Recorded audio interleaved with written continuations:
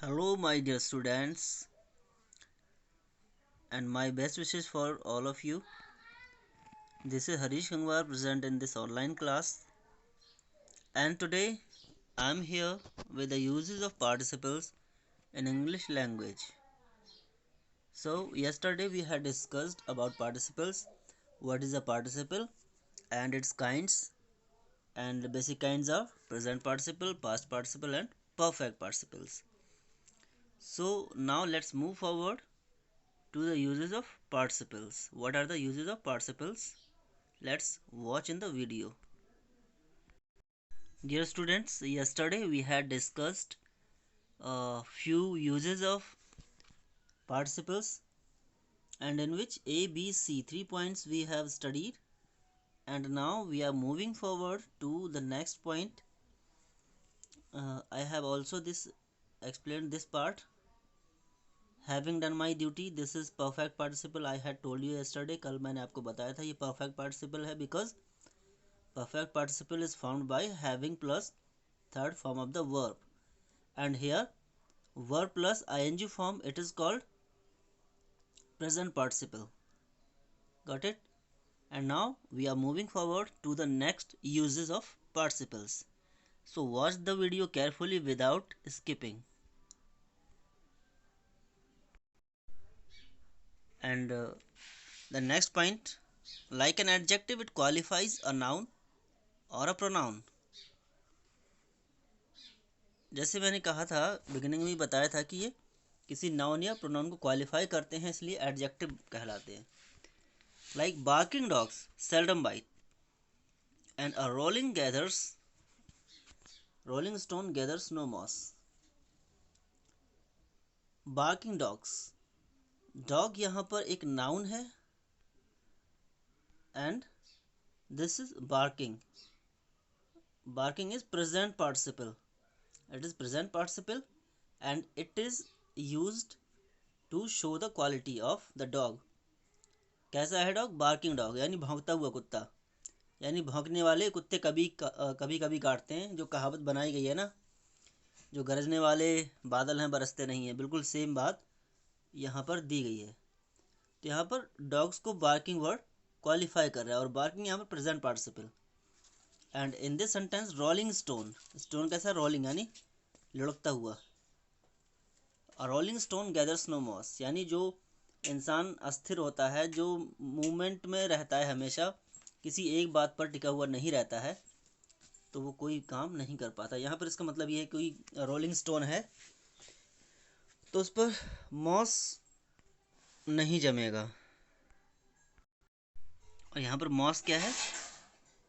जो काई होती है या फिर शैवाल होता है, जो पानी में, वाटर में. तो पानी में अगर कोई रोलिंग स्टोन होगा, पानी में बहता जाएगा, लुढ़कता जाएगा, तो उस पर कभी काई जमेगी नहीं, यानी कोई रिजल्ट नहीं मिलेगा. तो यहाँ पर स्टोन को रोलिंग वर्ड क्वालिफाई कर रहा है, और रोलिंग क्या है? प्रेजेंट पार्टिसिपल है. याद रखें, ING form is present participle. यहाँ पर जो मेन वर्ब है, देखिए मेन वर्ब ये यहाँ पर गैदर और यहाँ पर बाइट, ये है मेन वर्ब्स. इसलिए हम इनको यहाँ पर वर्ब नहीं बोलते हैं. रोलिंग को और बार्किंग को, रोलिंग और barking is not verb. Verb is bite and gather. इसीलिए ये दोनों जो हैं एडजेक्टिव की तरह यूज हुए हैं, और इसलिए क्या है? Present participle. And now like an adjective, it may be modified by an adverb. और एडजेक्टिव की तरह इसे एडवर्ब से भी मॉडिफाई कर सकते हैं. एडवर्ब और एडजेक्टिव दोनों में आपको समझा चुका हूँ बहुत शॉर्ट में. एग्जाम्पल यहाँ पर दिया गया है. We found her in an almost dying condition. देखिए यहाँ पर डाइंग वर्ड है, and here is almost. Almost यहाँ पर वर्ब को क्वालिफाई कर रहा है. ये एक एडवर्ब है, ये एडवर्ब है, और डाइंग यहाँ पर एडजेक्टिव की तरह यूज हुआ है. ठीक है, डाइंग कंडीशन की कंडीशन कैसी थी? मैं क्या कहता हूँ, एडजेक्टिव आपको निकालना है तो क्या पूछना पड़ेगा आपको? कैसा, कैसी. ठीक है, कैसा कैसी आप पूछेंगे तो क्या हो जाएगा? एडजेक्टिव आपका निकल कर आ जाएगा. लेकिन इस क्वेश्चन से सिर्फ क्वालिटेटिव एडजेक्टिव निकल के आता है, एडजेक्टिव ऑफ क्वालिटी. और इसी का सबसे ज़्यादा यूज होता है। डाइंग कंडीशन में था, कंडीशन को क्वालिफाई कर रहा है। कंडीशन क्या है? एक नाउन है, एब्स्ट्रैक्ट नाउन है, ठीक है, इसलिए एडजेक्टिव है डाइंग, प्रेजेंट पार्टिसिपल। ऑलमोस्ट यहाँ पर एडवर्ब है, तो एडवर्ब यहाँ पर एडजेक्टिव को भी मॉडिफाई कर रहा है। Now point D, like an adjective it admits degrees of comparison. Adjectives में डिग्रीज ऑफ कंपैरिजन होती हैं। मैंने कहा था कि जो डिग्रीज ऑफ कंपैरिजन होती हैं कौन से एडजेक्टिव की होती हैं। मैंने लास्ट वीडियो में आपको बताया भी था, I have told you that only adjective of quality, चाहे आप एडजेक्टिव ऑफ क्वालिटी बोलें या क्वालिटेटिव एडजेक्टिव बोलें, इसी की डिग्रीज ऑफ कंपैरिजन होती हैं। जैसे यहाँ पर है, Rohit is more interested in this case than Shyam is. तो यहाँ पर डिग्रीज ऑफ कंपैरिजन को भी एडमिट करता है एडजेक्टिव। यहाँ पर ये है interested, interested third form of the verb, and third form of the verb क्या है? Past participle. What is this? Past participle. Next example, education is the most pressing need of the hour. Most pressing need, यानी यहाँ पर मोर के साथ और यहाँ most के साथ लगा हुआ है, ये डिग्रीज ऑफ कंपैरिजन में है। तो एजुकेशन क्या है? इस समय की सबसे बड़ी ज़रूरत है, यहाँ पर शो किया गया है। इंटरेस्टेड और pressing, past participle, present participle, ठीक है, इनको डिग्रीज ऑफ कंपैरिजन से मॉडिफाई किया गया है। Next point E, the participle is also used. कहाँ कहाँ यूज होते हैं? प्रेडिकेटिवली। जो प्रेडिकेटिव यूज होता है वो कहाँ होता है? In a sentence there are two parts. In a sentence there are two parts. एक सेंटेंस में सिर्फ दो ही पार्ट्स होते हैं, सब्जेक्ट प्लस प्रेडिकेट। अंडरस्टूड? तो जो प्रेडिकेटिव यूज होगा उसका मतलब क्या है? वो लास्ट में होगा सेंटेंस के, जो यहाँ पर है, singing and alarmed, present participle and past participle. ये पार्टिसिपल्स क्यों हैं? बिकॉज यहाँ पर जो टेंसेस की वर्ब हैं वो यहाँ है, found and became. Past indefinite tense है, सेकेंड फॉर्म दोनों में लगी हुई है, तो यहाँ पर हम इसको प्रेडिकेटिव यूज बोलते हैं। दे फाउंड हर सिंगिंग, गाते हुए, शी बिकेम अलार्म्ड, यानी वो सावधान हो गए, वह सावधान हो गई। We saw him crossing the road, यहाँ पर भी प्रेडिकेटिव यूज है। Why? Because it is after the verb, verb के बाद में है, इसलिए प्रेडिकेटिव यूज है। प्रेडिकेट का मतलब यही है कि वर्ब के साथ वाला जो पार्ट होता है पूरा प्रेडिकेट होता है। सब्जेक्ट सबसे बिगिनिंग में होता है जो एक्शन को परफॉर्म करता है। तो यहाँ पर क्रॉसिंग, अलार्म्ड, सिंगिंग तीनों प्रेडिकेटिवली यूज हुए हैं।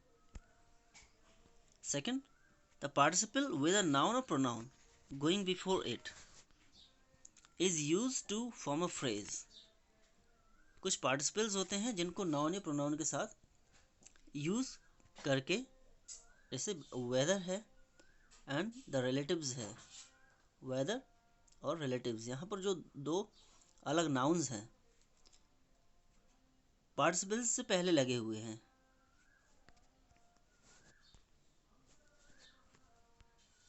पार्टिसिपल से पहले लगे हुए हैं, ये पार्टिसिपल है परमिटिंग एंड हैविंग ऑन, ठीक है। तो is use to form a phrase, phrase बनाने के लिए इनका यूज हुआ है, independent of the rest of the sentences, और ये पूरे सेंटेंस से अलग होता है, इंडिपेंडेंट होता है। वेदर परमिटिंग अलग है, द रिलेटिव्स हैविंग ऑन ये अलग है। Weather permitting we shall go for a walk. देखिए, वेदर परमिटिंग को हम ऐसे भी लिख सकते थे, if weather permits, if weather permits, ठीक है, लेकिन तीन शब्दों को लिखने के बजाय हमने सिर्फ लिख दिया weather permitting.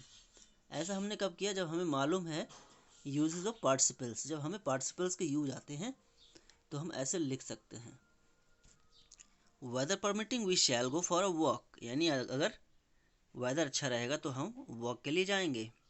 Next, the relatives have gone, she return home. Having gone मैंने क्या बताया था, ये कौन सा पार्टिसिपल है? ये लोग आप लोग बताएंगे, ये जो पार्टिसिपल यहाँ पे दिया गया है कौन सा पार्टिसिपल है, बिकॉज मैं कई बार बता चुका हूँ कौन सा पार्टिसिपल है। शी रिटर्न होम यानी रिलेटिव्स के चले जाने के बाद वो घर लौटी। इसी तरह God willing, we shall have a good crop, यानी भगवान की मर्जी हुई तो इस बार फसल अच्छी होगी। अब यूजेस के बारे में थोड़े हम नोट देखते हैं। The phrases in italics are called absolute phrases. Italics में ये जो पार्ट है, ये पूरा फ्रेज बना हुआ है, वेदर परमिटिंग और relatives having on, God willing, ये सब इटैलिक्स में लिखे हुए हैं। इन सबको एब्सोल्यूट फ्रेज बोलते हैं। The noun or pronoun that goes before the participle is called the nominative absolute. And these words here, whether, relatives and God, these are nominative absolute. These are nominative absolute and the whole phrase is absolute phrase. Absolute phrase कब use होता है? जब इधर वाले action का असर इधर वाले पार्ट पे पड़ता है। मौसम होगा अच्छा तभी वो लोग बाहर जाएंगे। मौसम अच्छे और बुरे होने का असर इधर वाले पार्ट पे, इनके जाने पर असर पड़ रहा है। यानी रिलेटिव्स के जाने के बाद वो घर गई तो इस सेंटेंस का इफेक्ट इधर पड़ रहा है। तो एक सेंटेंस का जो एब्सोल्यूट फ्रेज होता है उसको हम बोलते हैं रीज़न एंड रिजल्ट।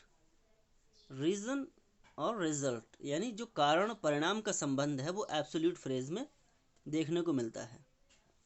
यहाँ कारण है और इधर रिजल्ट है। ईश्वर की मर्जी हुई तो फसल अच्छी होगी, ईश्वर जाने सूखा पड़ेगा या बाढ़ आएगी या मौसम अच्छा रहेगा।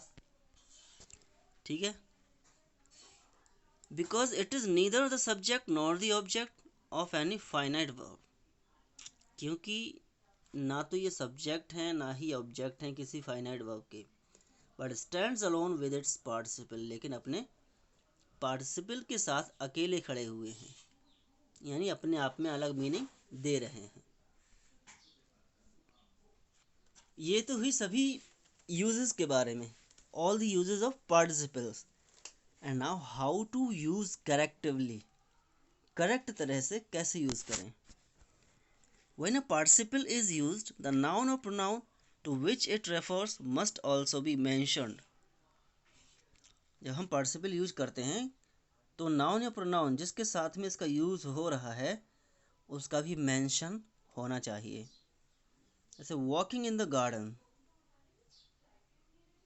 Walking in the garden I heard the clock strike 9, यानी गार्डन में टहलते हुए घड़ी के 9 बजने की आवाज़ मुझे सुनाई दी।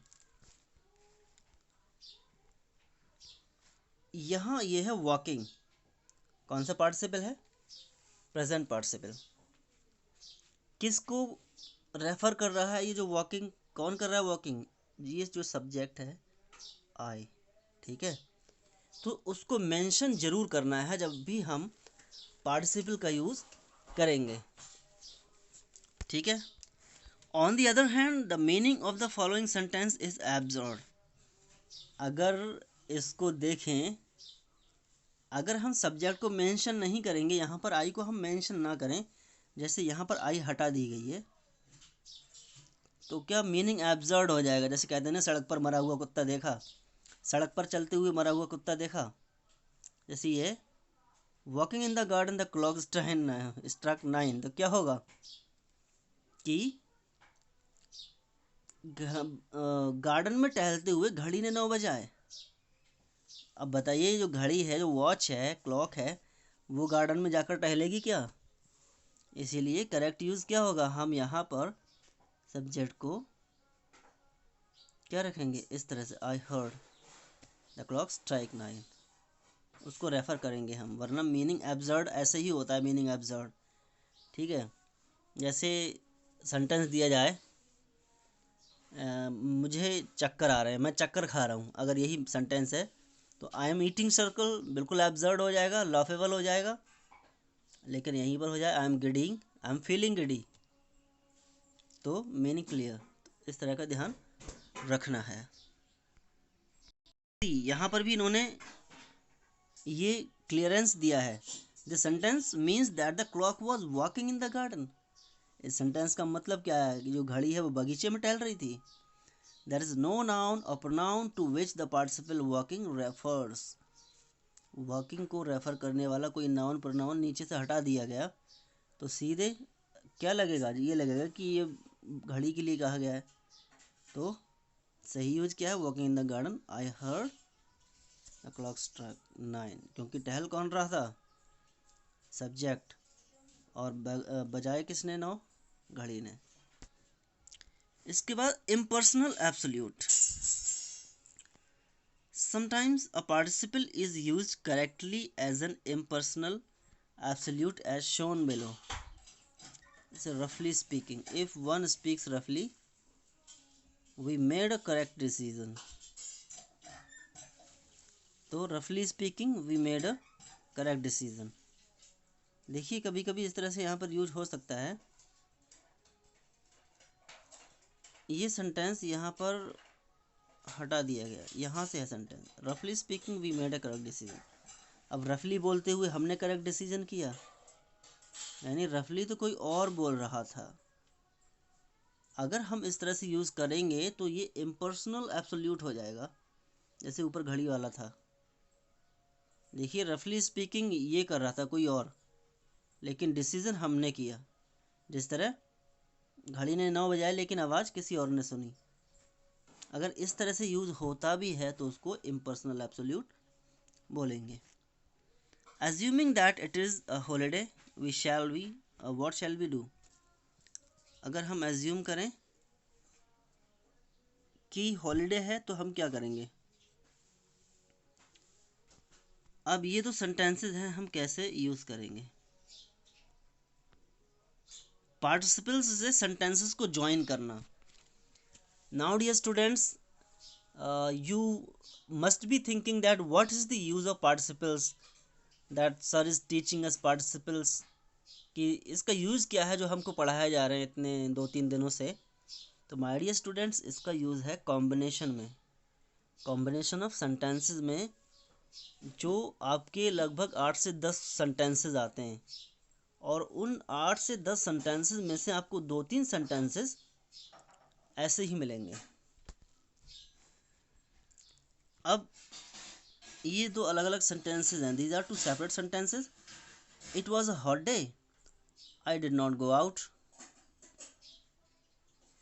हॉट डे था, मैं बाहर नहीं गया। अब एक ही सेंटेंस में इसको जोड़ना है तो क्या हो जाएगा, it being a hot day. जब इज़ारम वॉज वर, कोई भी हेल्पिंग वर्ब यहाँ पर दिया गया है, इज़ारम वॉज वर, तो उसको बीइंग में चेंज कर देंगे। तो यहाँ क्या हो जाएगा, हॉट डे होने की वजह से या हॉट डे होने के कारण मैं बाहर नहीं गया। और इस तरह से प्रेजेंट पार्टिसिपल से हमने सेंटेंस को कंबाइन कर दिया। ठीक है, ये हमारा सिंपल सेंटेंस हो गया। अब आप कहेंगे कि सेंटेंस ऐसे ही बन जाएगा, आई did not go out because it was a hot day. I did not go out because it was a hot day. तो वो आपका सिंपल नहीं रहेगा, वो कंपाउंड सेंटेंस बन जाएगा। ठीक है, कंबाइन करने के भी 3 तरीके हैं कॉम्बिनेशन ऑफ सेंटेंसेस के, सिंपल, कंपाउंड एंड कॉम्प्लेक्स। तो यहाँ पर हम पार्टिसिपल्स का यूज़ करके सिंपल सेंटेंसेस बनाते हैं। Second sentence, we arrived at this station, we saw the train moving. हम स्टेशन पर पहुँचे, हमने ट्रेन को चलते हुए देखा। These are two different separate sentences and we have to combine it. So what will be the combination? On arriving at the station, station पर पहुंचने पर, या स्टेशन पहुंचकर हमने देखा ट्रेन को चलते हुए, हमने ट्रेन को चलते हुए देखा। ऑन अराइविंग भी हो गया, और हम इसको हैविंग अराइव्ड से भी बना सकते थे। His friends betrayed him, he lost all hope. उसके फ्रेंड्स ने उसके साथ धोखा किया और उसने उम्मीद खो दी। तो क्या हो गया? betrayed by his friends, he lost all hope, यानी अपने फ्रेंड्स की दगाबाजी के कारण उसने उम्मीद छोड़ दी। Next sentence, she was encouraged by her teacher, she made further efforts. तो बीइंग एनकरेज्ड हो गया, देखिए वॉज एनकरेज्ड है तो उसमें बीइंग एनकरेज्ड कर दिया गया। Bye her teacher she made further efforts, यानी टीचर के प्रोत्साहन की वजह से उसने और कोशिश की। So these are the uses of participles. Dear students, I hope that you have understood the video very well, and if there is any kind of doubt, any kind of suggestion, you are most welcome. Put your comments and clear your doubts. Next time we will start with gerunds. What is a gerund and what is the difference between gerund and infinitives? Gerund और infinitives का same use हो सकता है कहीं ना कहीं, तो उनके यूजेस भी हम देखेंगे, जेरंड और इन्फिनिटिव का, and different between participles and gerund. जो तीनों तरह के इन्फिनिटिव्स जो नॉन फाइनाइट्स हैं उनके बारे में कल अंतर देखने को मिलेगा। Now thanks for watching the video and have a wonderful day.